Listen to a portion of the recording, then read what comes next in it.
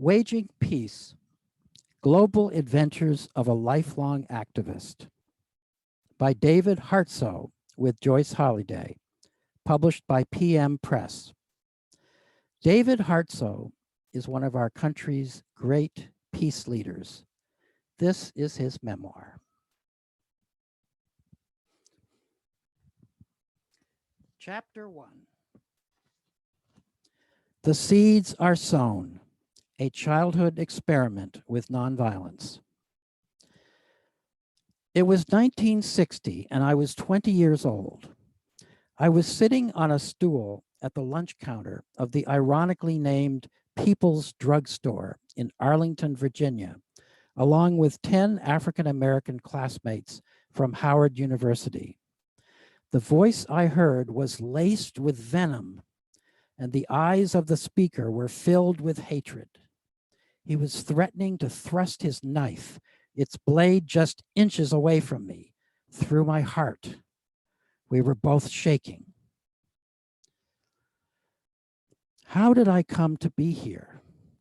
Why wasn't I safely at some liberal white college studying for some safe and predictable occupation? More importantly, where could I find the strength and love to match this man's fury? My first encounter with the power of nonviolence came early. I was 7 years old, trudging home from school through a park that I crossed every day on my way to and from the second grade. A bitter wind was blowing that winter day in Gilman, Iowa. The ice balls that landed on my face and chest stung, some fortified with stones to increase the pain on impact. My face started to bleed. I was mystified by the glee on the faces of the small gang of older boys who were pelting me. A quick mental review told me that I had never done anything to them to merit this treatment. On a recent Sunday in church, my father had preached a sermon about love based on Jesus's command. You have heard that it was said, you shall love your neighbor and hate your enemy. But I say to you, love your enemies and pray for those who persecute you. Matthew 5:43-44. I was certainly feeling persecuted. I hadn't yet lived long enough for the questioning realism that often overtakes adults to have settled on me. It didn't occur to me to ask, did Jesus really mean these tough words? Will loving these guys make a difference? If I don't fight back, aren't I giving in to evil? I just took Jesus's words at face value and asked myself, how do I love these guys? I stood still for a few moments. Then I faced those boys and piped up, I'd like to be your friend. And I certainly don't have anything against you guys. I wanted them to know that I wasn't afraid of them. They threw a few more ice balls, but eventually the thrill wore off as I wasn't throwing any back or reacting in any aggressive way to their onslaught. I walked on home trying to figure out what else I could do in this challenging situation. The previous summer, I had visited several Indian reservations in the Southwest with my family, and my most prized possession at the time was a little copper letter opener inlaid with an Indian precious stone. I decided to give it to the boy who appeared to be the leader of the gang. He received it with surprise and gratitude, and we became good friends after that.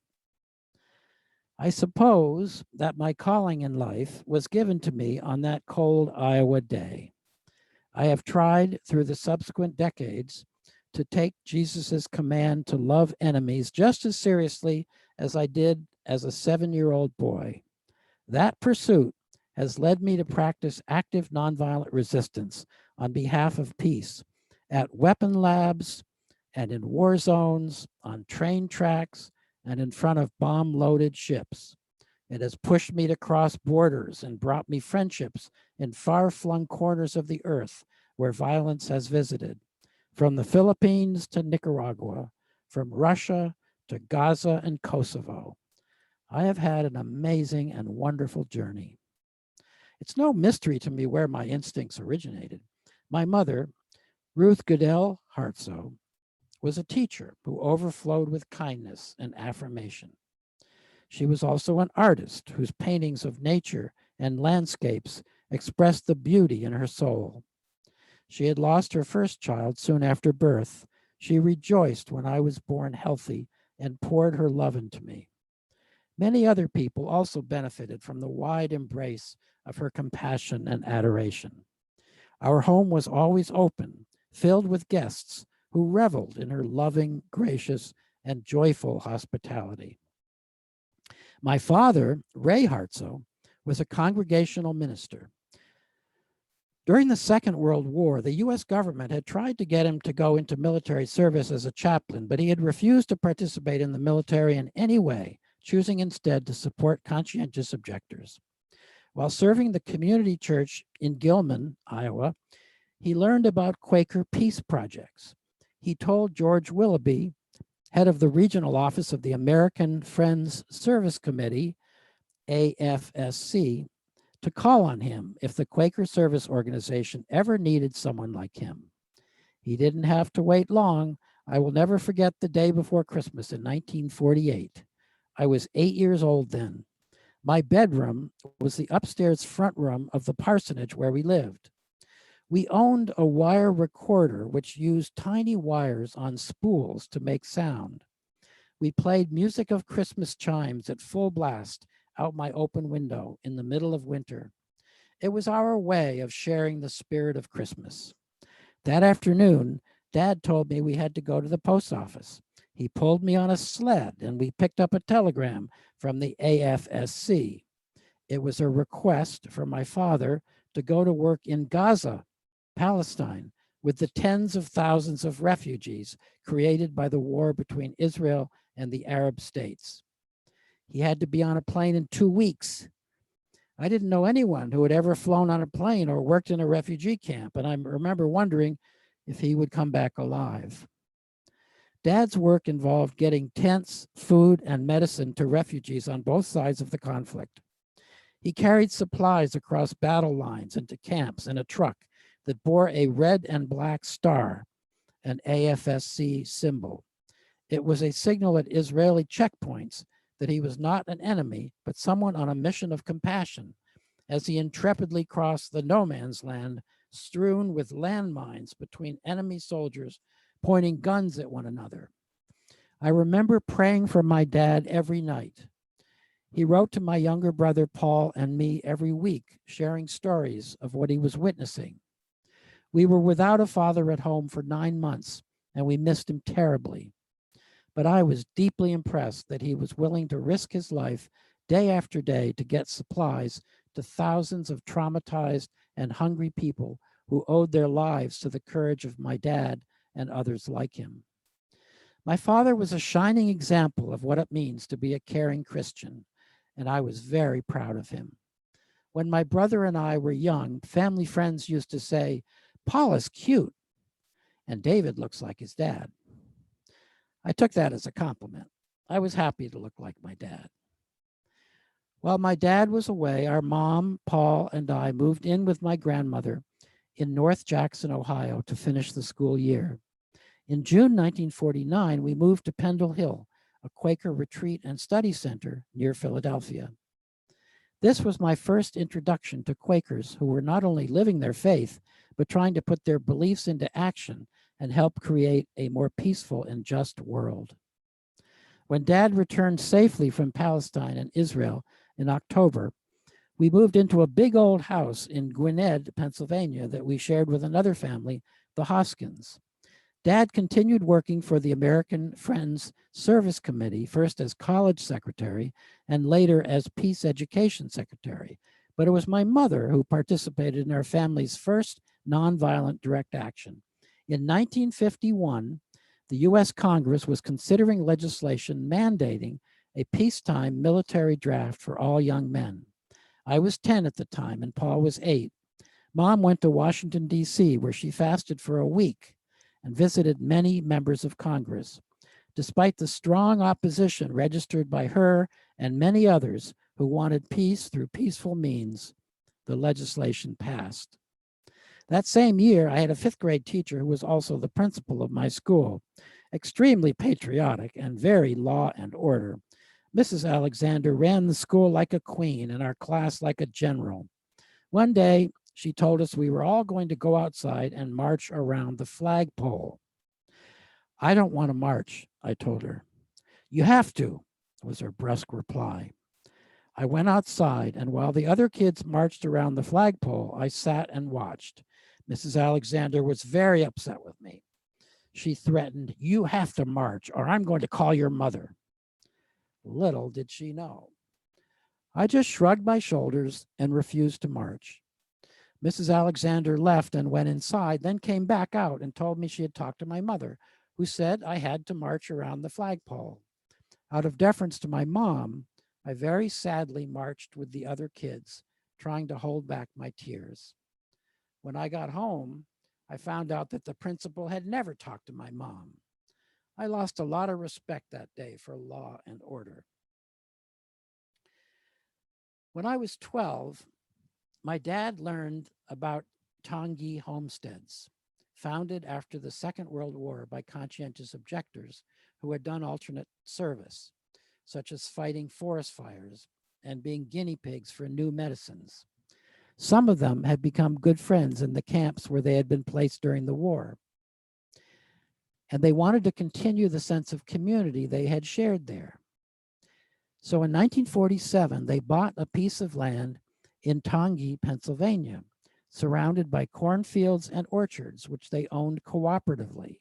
Families held 99-year leases on 2-acre lots where they built their homes.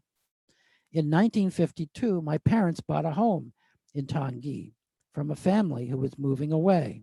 The house was very small, built of cement blocks with a cement floor. It had big windows and a 3-foot overhang on the south side. Passive solar heating, ahead of its time. Moving there was one of the best decisions my parents ever made. I often say that I chose my parents very well. Paul and I believed that our parents' philosophy was, keep the boys busy and they'll stay out of trouble. So we had goats and chickens, a big garden, and a nursery. The chickens were my responsibility. They often laid more than 1 egg per chicken per day, which the experts said was impossible.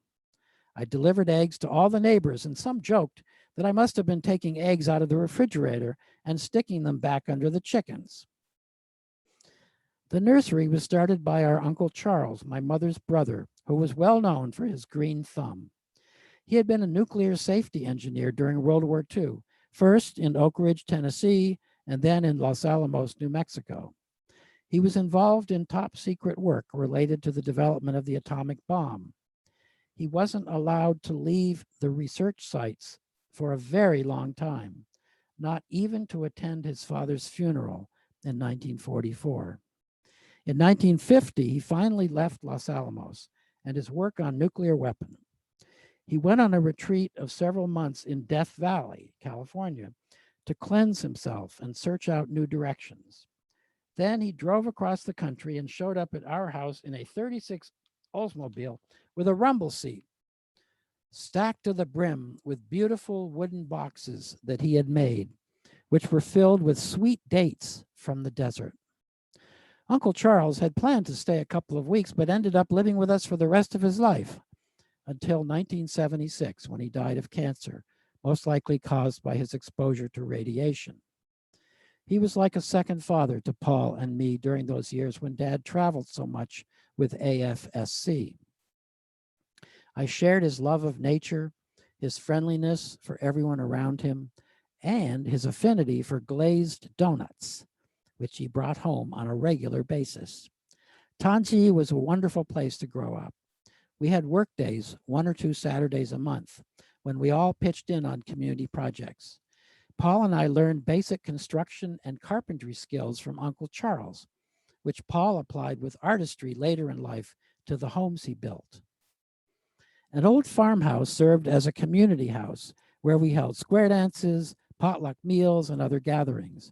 I particularly remember the times when Tangi member Charlie Walker, who made several trips to India to meet with Gandhi's disciples, regaled us with his adventurous and riveting tales. At Tangi, we lived like a great big family and were always welcome in one another's homes.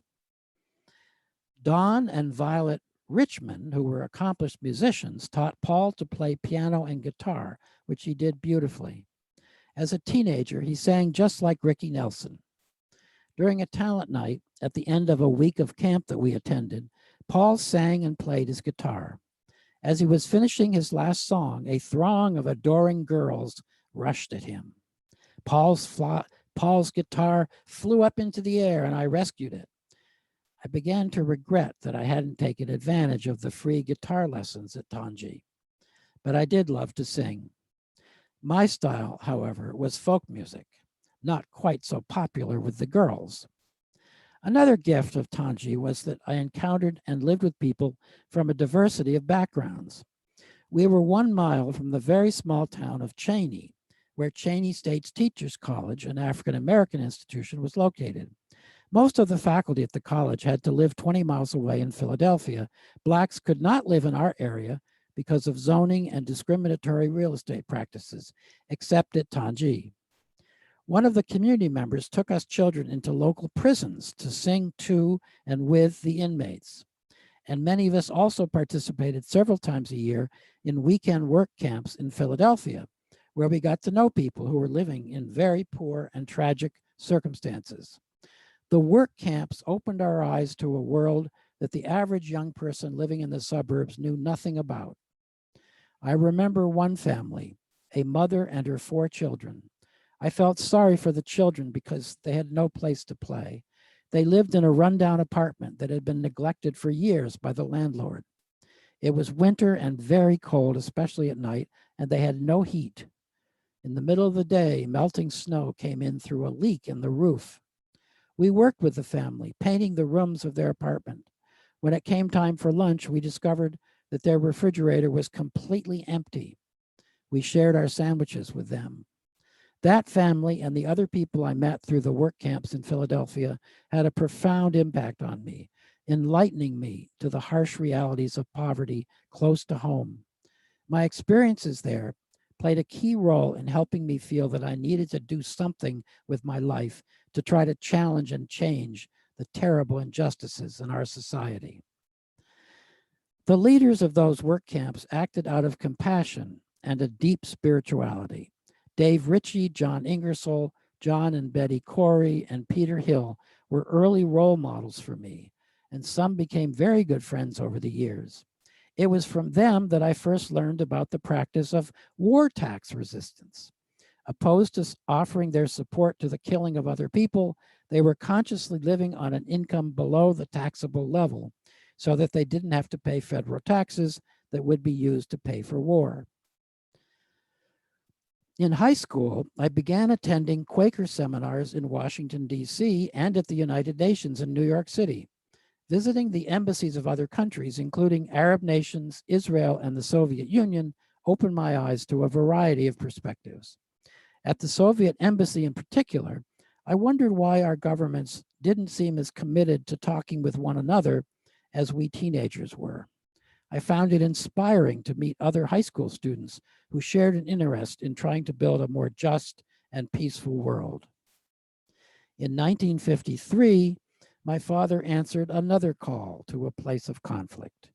He agreed to direct a Quaker work camp in Berlin with volunteers from around the world to rebuild a community center that had been destroyed during the Second World War. Berlin had been partitioned right after the war, and that year an uprising against the communist regime in East Germany had been violently repressed. Dad was headed to a hotspot near the border with East Berlin, where the United States and the Soviet Union were threatening a nuclear showdown. Before he left, we held a family worship. I remember Dad quoting the 23rd Psalm.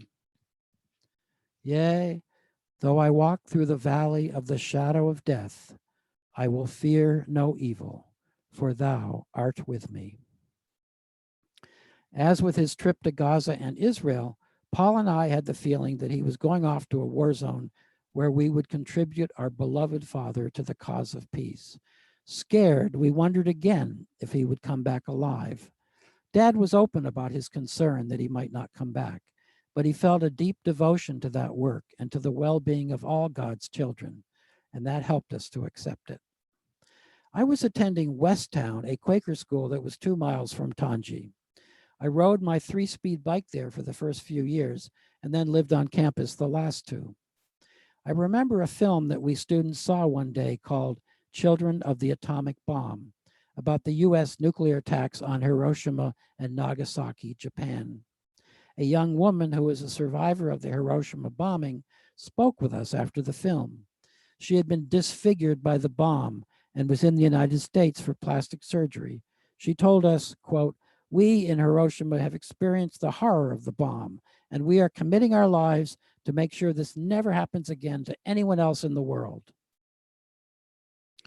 People in Japan were still dying from the atomic bomb's effects, and many who survived were severely disfigured or ill from radiation poisoning. I was deeply moved that rather than pledging revenge or being filled with hatred toward Americans, this woman cared so much about others that she was speaking out so that they wouldn't have to suffer as she had. Seeing that film and meeting her was another key moment in my young life, making me want to commit my life to sharing the story of the people of Hiroshima so that this horror would never happen again. I found my chance to take a stand against nuclear weapons when I discovered a danger close to home. Philadelphia was ringed with 12 military sites containing Nike missiles designed for use in the event of an attack by the Soviet Union. One of these sites was in Edgemont, 3 miles from Tangi. I saw it as our local manifestation of nuclear madness, lulling people into believing that there was a way to protect ourselves from nuclear war while governments were madly scrambling to build more bombs. I talked with several other kids at Tangi. The youngest was 8, and I was the oldest at 15. We decided that instead of having Thanksgiving dinner that year, we would fast and hold a vigil at the Nike missile site for 8 hours each day of our Thanksgiving vacation. Charlie Walker helped us to write a leaflet about what we were doing and why, and he mimeographed it for us. Our parents, who I think were very proud of their children and our Thanksgiving action, drove us to the site, but only we young people kept vigil and passed out leaflets. I remember feeling elated that we got coverage in the local newspaper. I was surprised to discover many years later, when I received my FBI file under the Freedom of Information Act, that it began with, quote, David Hartsough, son of Ray Hartsough, who organized a vigil at a Nike missile site, unquote. It was rather sobering to realize that the FBI had decided that at age 15, I was already worthy of their attention. Most of those young friends who participated in the Nike vigil continued to be active in voicing their concerns through peace and justice activities. That first step made us feel like part of an important movement. For many, it led to a lifetime of being involved in one way or another. But the comfort of my life was beginning to feel uncomfortable. I was grateful for my education and experience at Westtown, but it was a privileged place. Many seniors were focused on getting into the very best colleges so that they could get the best jobs and the highest salaries after graduation. I was more interested in putting Quaker principles into practice, and I felt Westtown should be too. That's why I decided, as I entered my senior year, that I was either going to start a nonviolent revolution in the school or I was going to get kicked out. I came close to doing both. I was on the Religious Life Committee and organized an early morning meditation time before breakfast, several mornings a week. I also launched a Beliefs into Action group. We examined our beliefs as Christians and Quakers in light of the nuclear arms race and the state of the world. This was the 1950s, during the virulently anti-communist McCarthy era, when the nuclear scare was big in the news. School children across the country had to hide under their desks during air raid drills. Most people believed that nuclear war could break out at any moment and that we needed to be prepared. Our Beliefs into Action group began going to Philadelphia for vigils outside City Hall, protesting air raid drills and nuclear weapons. We went to Morton, Pennsylvania to hold signs of protest outside a plant that made military helicopters. A few local people didn't like what we were doing in their neighborhood and threw eggs at us. I recruited other students to go door to door in Washington, D.C. We handed out flyers about the dangers of nuclear weapons testing and asked concerned citizens to sign a petition opposing it. We were committed to the cause of peace, but we were also teenagers who preferred talking to people in another city over being back at school studying.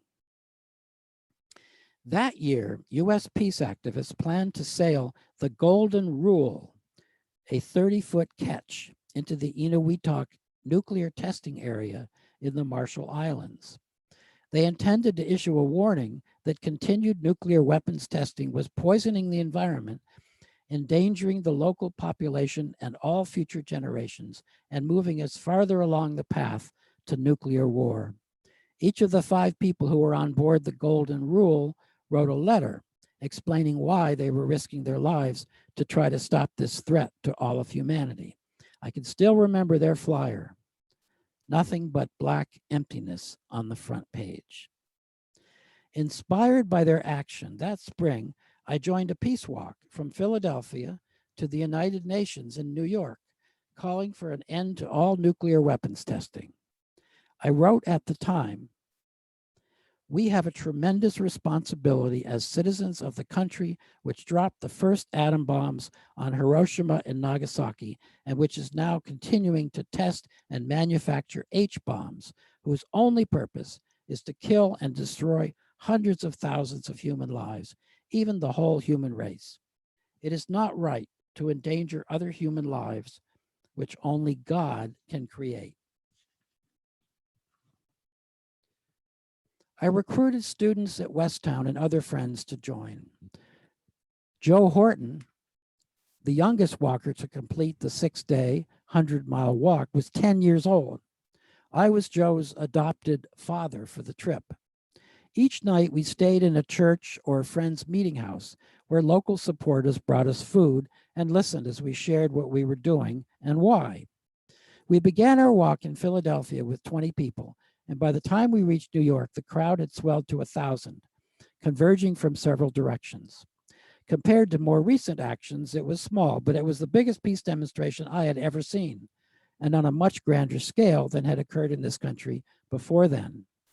Our march, together with the hard work of many other people, led to the Partial Nuclear Test Ban Treaty in 1963. As I prepared to graduate from Westtown, I recognized a deep gratitude for the example of my parents and many others who were my guides when I was young. That feeling remains as strong today. All of the concerns that formed the heart of my life now were birthed in those early years.